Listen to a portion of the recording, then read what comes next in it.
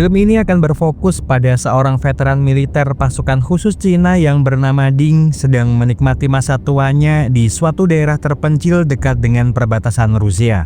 Malam hari itu, di tengah guyuran hujan yang lebat, Ding tak sengaja melihat adanya sebuah peristiwa pembunuhan yang dilakukan oleh Choi Dong-hen bersama kelompok gangsternya terhadap para gangster dari Rusia dalam perang perebutan wilayah perbatasan.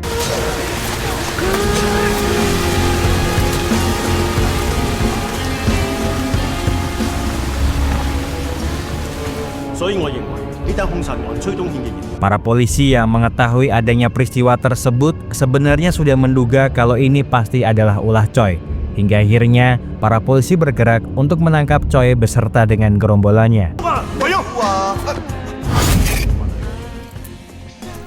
Para polisi sangat percaya diri bisa memasukkan Choi ke dalam penjara sebab ada saksi mata yang mengetahui secara langsung peristiwa pembantaian tersebut. Akan tetapi ketika Ding dimintai tolong untuk memastikan kalau Choi benar adalah pelaku utama peristiwa semalam, dia mendadak lupa ingatan. Bahkan mengatakan kalau dia tidak pernah bertemu dengan mereka semua, padahal tadi malam dialah yang melaporkan Choi atas peristiwa ini. Para kepolisian pun lalu menduga kalau Ding menderita penyakit lupa ingatan jangka pendek akibat umurnya yang juga sudah menua. Sedikit cerita tentang masa lalu Ding yang dulu pernah mempunyai kisah kelam di saat dia kehilangan cucunya akibat keteledoran dirinya dalam menjalankan tugasnya menjaga sang cucu. Akibat peristiwa itu, Ding tak pernah bisa memaafkan dirinya sendiri. Putrinya pun mengabaikannya dan setelah dia pensiun, dia memilih untuk meninggalkan Beijing agar bisa tinggal di kota kelahirannya, Shenzhen. Hari demi hari, Ding terus menjalani hidup dengan penuh penyesalan, apalagi ditambahi dengan penyakit dirinya yang semakin parah. Ding yang tak ingin masa tuanya mati akibat penyakit di dalam dirinya, mencoba untuk memeriksakan kesehatan tubuhnya di rumah sakit. Dr. Hu yang menjadi dokter langganannya pun mengatakan kalau kondisi tubuh Ding sebenarnya itu baik-baik saja, tetapi memang masalah dirinya hanyalah ingatannya saja. Dr. Hu lalu menyarankan Ding untuk membeli sebuah alat perekam suara agar dia bisa mengingat apa yang barusan dia lakukan. Sebagai langkah awal pencegah ingatan jangka pendeknya yang terlupa, Ding pun menuruti perkataan Dr. Hu yang kemudian setelah pulang dari rumah sakit, dia mampir ke toko elektronik untuk membeli sebuah digital recorder. 老細有冇錄音機賣啊？唉，而家仲邊有錄音機賣㗎？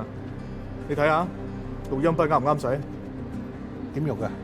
嗱，睇住啦，呢個就係錄音，呢個就係撳停佢，呢個呢係播放，就係咁簡單。Setibanya di rumah, Ding lupa dengan di mana dia menaruh kunci. Dia lalu mencoba mencongkel pintu rumahnya. Namun Nyonya Sionun yang tiba di sana mengingatkan Ding kalau kunci rumahnya itu tergantung di kalung yang dia bawa. Nyonya Sionun sendiri merupakan tetangga dari Ding.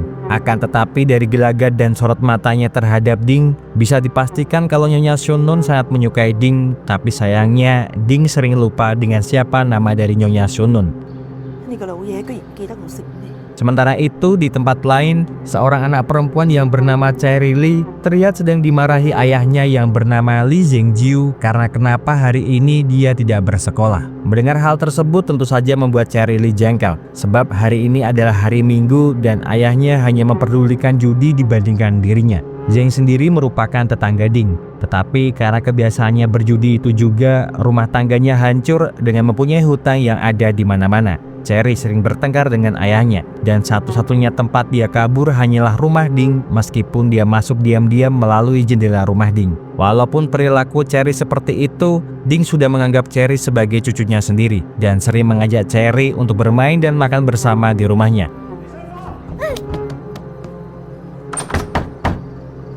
Sebagai seorang ayah, Zheng otomatis sudah mengetahui kebiasaan dari Cherry. Maka malam harinya, dia mendatangi rumah Ding dengan maksud menjemput putrinya di sana. Ding sebenarnya mengerti dengan sifat keras dari Zheng, yang berusaha menjaga putrinya setiap saat.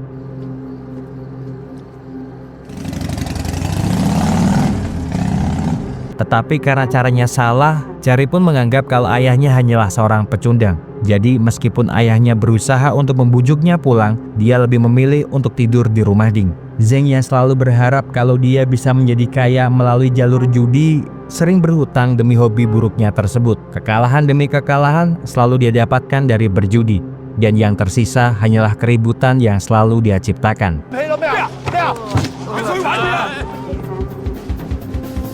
Atas keributan yang terjadi, Zeng lalu dibawa ke hadapan bos besar, yang tak lain adalah Choi, dan Choi yang menyadari kalau hutang Zeng sudah terlalu banyak, bertanya dengan apa yang akan dia lakukan untuk melunasi hutang-hutangnya. Choi tahu kalau Zeng tidak bisa membayar hutang-hutangnya dalam minggu-minggu ini. Maka dari itu, Choi memberikan Zeng kesempatan melunasi hutang-hutangnya dengan mencuri sebuah tas dari seorang mafia Rusia di sebuah hotel yang berlokasi di Vladivostok, tempat sepupu Zeng bekerja. 不過唔好怪我冇提醒你，你得一次機會，如果搞錯咗嘅話，你會好麻煩啊！ Setibanya di hotel, Zeng lalu memberikan uang sogokan kepada sepupunya agar dia mau memberitahukan tentang di mana kamar dari mafia Rusia yang menginap di hotel tersebut. Tanpa menunggu waktu yang lama, Zeng pun segera memasuki kamar 505 sesuai arahan sepupunya. Zeng sempat dibuat terkejut setelah memasuki kamar itu karena melihat keberadaan seorang wanita yang terbaring di atas kasur.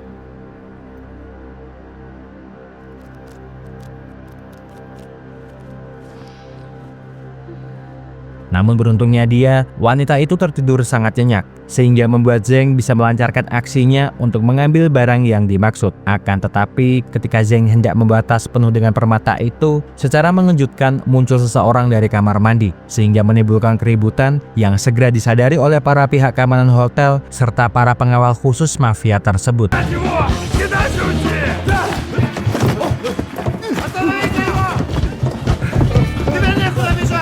Zeng berlari menjauh dari kejaran orang-orang tersebut hingga nekat terjun dari lantai 4 gedung hotel. Tetapi untung saja di luar sana telah ada anak buah Choi yang sudah menunggu pelarian Zeng.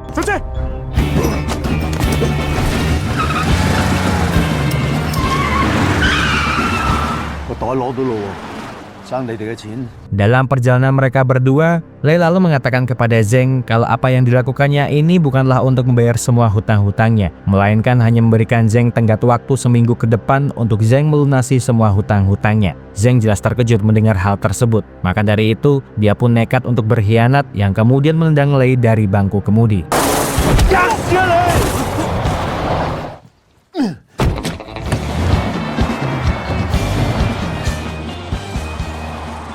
Sementara itu, sepupu Zeng yang sudah ketahuan berkhianat dihajar habis-habisan oleh Igor hingga membuatnya tewas tak berdaya atas perbuatan yang telah dilakukannya. Demi menyenangkan perasaan Sergei, Igor pun lalu berjanji akan mendapatkan kembali tas miliknya walau harus membrutal di negara perbatasan. Наша мафия самая справедливая. Atas peristiwa tersebut, dua kelompok besar gangster yang ada di perbatasan pun mengadakan pertemuan mendadak. 3 orang utusan mafia Rusia itu pun lalu meminta Hua untuk mengikuti sebuah aturan yang sedari dulu mereka tegakkan dengan menghukum Choi karena menjadi dalang atas pencurian ini. Sebab jika Hua tidak segera menegakkan aturan di antara mereka, maka peranglah yang akan menjadi solusinya.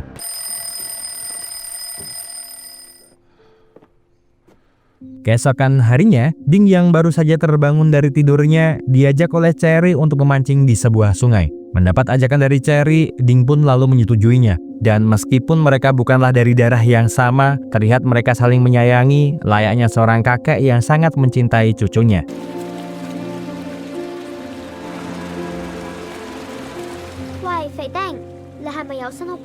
Sambil rebahan di pinggiran sungai, Cherry pun bertanya kepada Ding tentang apakah benar dia akan pindah dari rumahnya sebab Nyonya Xiaonun patah hati karena Ding menolak cintanya. Cherry tidak ingin Ding pergi dari sana, tetapi jikapun memang benar Ding pergi, Cherry ingin Ding juga membawanya. Sebab saat ini yang benar-benar peduli terhadap dirinya hanyalah Ding seorang. Apalagi melihat Ding yang pelupa seperti itu, Cherry ingin sekali merawat Ding hingga maut memisahkan mereka berdua. Ding pun hanya tersenyum mendengar hal tersebut, sebab dia sendiri tidak mengerti dengan apa yang dikatakan oleh Cherry. Namun satu yang pasti, saat ini Ding hanya ingin menikmati masa tuanya di kota ini. Sore harinya, Nyonya Xiaonun mengunjungi rumah Ding dengan maksud mengajaknya untuk makan bersama di rumahnya. Ding sebenarnya ingin menolak permintaan Nyonya Xiaonun, Namun karena Nyonya Sunun sudah menyiapkan semuanya, yang bisa dilakukan oleh Ding hanya menuruti permintaan Nyonya Sunun. Nyonya Sunun mencoba berbicara dari hati ke hati dengan Ding, memancing-mancing perasaan Ding agar mau membuka hatinya. Namun Ding yang merasa canggung dengan situasi ini, berusaha pamit setelah menghabiskan makan siangnya. Tetapi tak lama putra Nyonya Sunun, Park Chan-syun, datang yang kemudian mengajak Ding untuk minum teh bersama atas permintaan ibunya.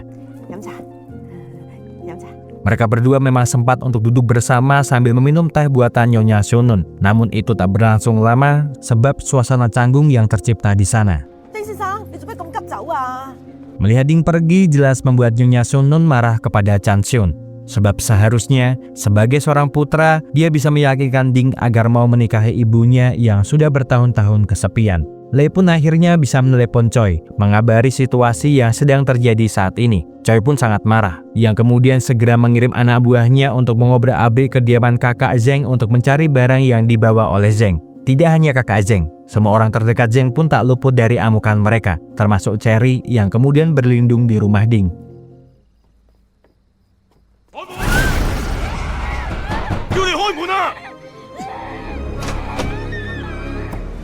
Ding yang melihat Cherry dalam bahaya, maju perlahan demi bisa menyelamatkannya dari dekapan anak buah Choi.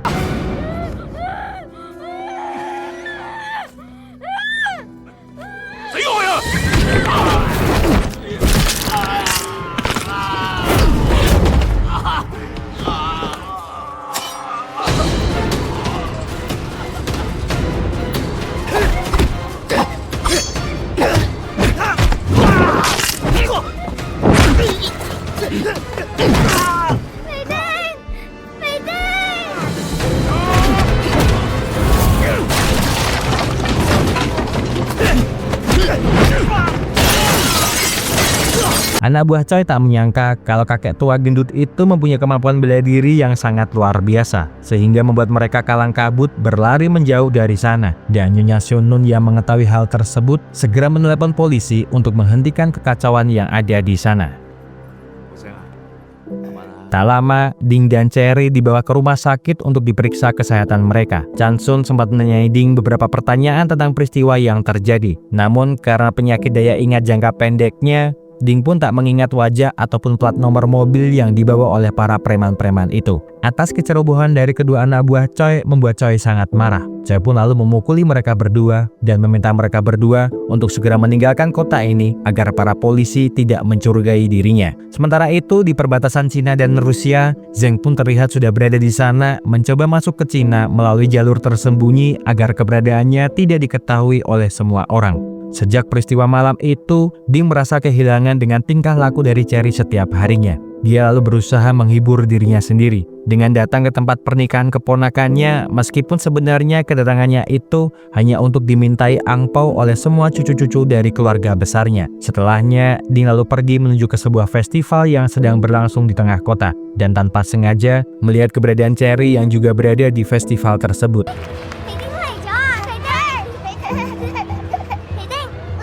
Mereka berdua lalu menikmati segelas es krim di sebuah kedai, sambil bercerita tentang kejadian yang beberapa hari ini mereka berdua alami. Cherry pun lalu bercerita, jika dalam beberapa hari belakangan ini dia tinggal bersama dengan paman dan juga bibinya. Namun keceriaan Cherry tak berlangsung lama, sebab tatkala dia melihat ibunya bersama dengan calon suaminya yang baru, Cherry dibuat sangat marah karena ibunya malah menghina mantan suaminya di depan matanya.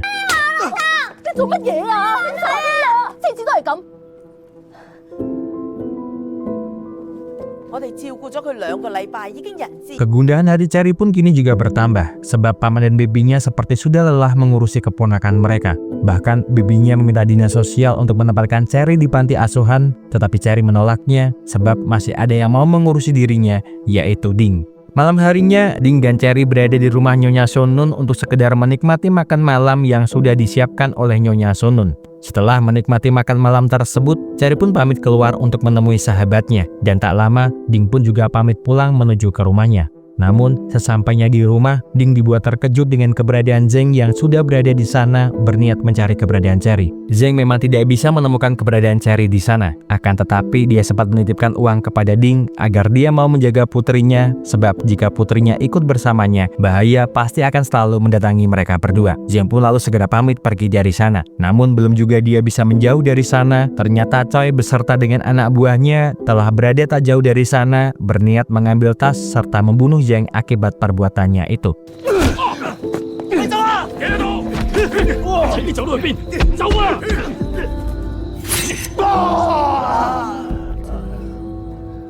Ding yang melihat perbuatan yang dilakukan oleh Choi sebenarnya ingin keluar menolong Zheng. Namun, karena pintu rumahnya terkunci dari luar, dia tidak bisa berbuat apa-apa melihat Zheng mati dibunuh oleh Choi.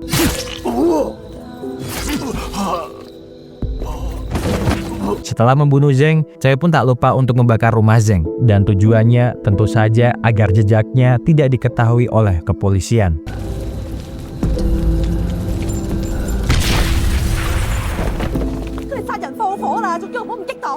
Melihat dua rumah kontrakannya dihancurkan oleh para gangster, membuat Sun Nun meradang sebab putranya yang notabene mempunyai jabatan tinggi di kepolisian tidak bisa menangkap para gangster-gangster tersebut.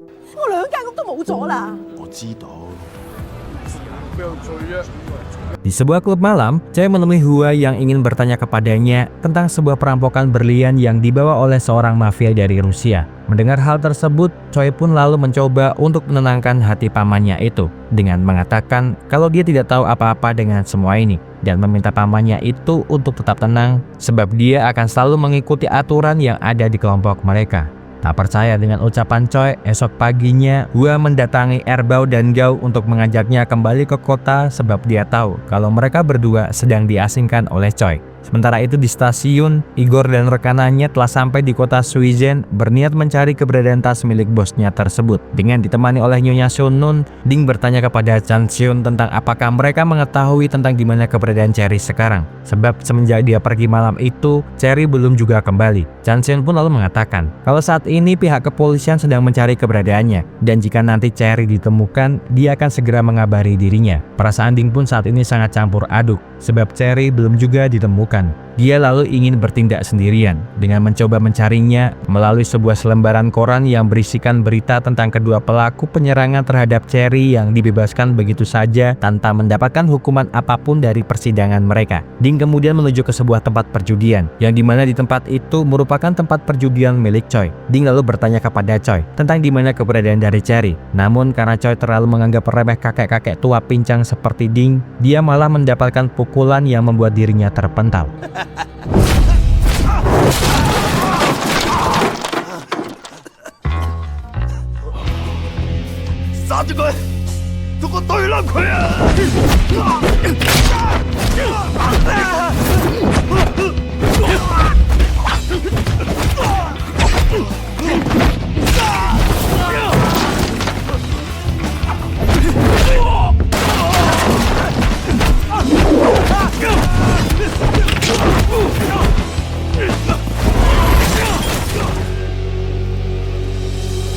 Sementara itu di luar tempat perjudian, Igor dan rekanannya telah berada di sana berniat membunuh Choi yang merupakan dalang utama dari pencurian berlian milik Sergei.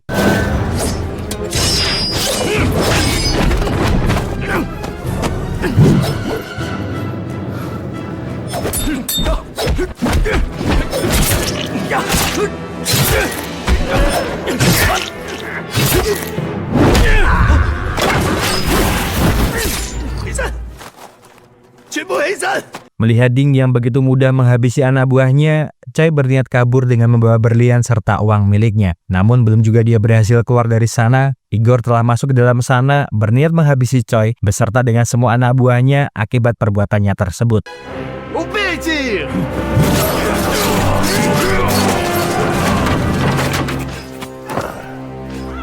Dengan mudahnya, Igor menghabisi semua anak buah Choi yang berada di sana. Namun ketika dia harus berhadapan dengan Ding, dia mendapatkan perlawanan yang sangat merepotkan dirinya.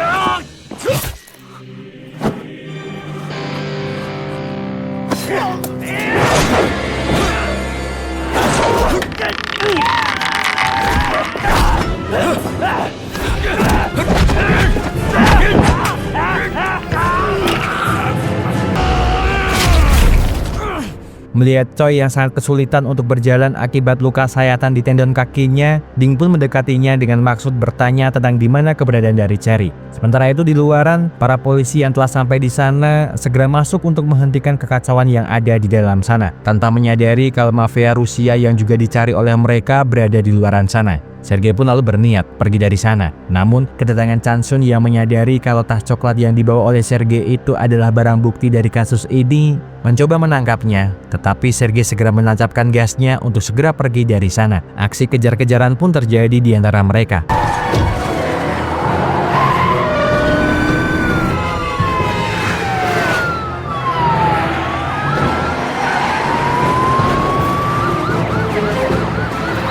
Chansun pun akhirnya bisa menangkap Sergei setelah mobil yang dinaikinya tertabrak oleh sebuah truk yang melintas di sana.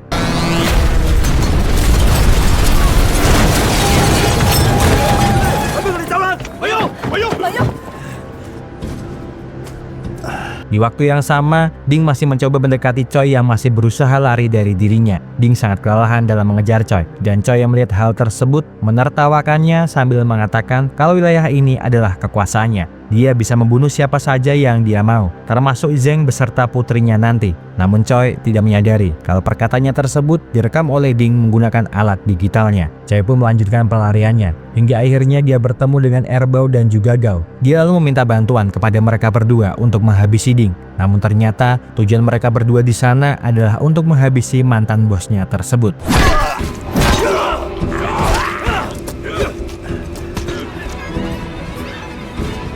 Melihat kematian Choi di depan matanya, yang bisa dilakukan oleh Ding hanyalah menangis sambil mengingat saat-saat kebersamaannya dengan Cherry.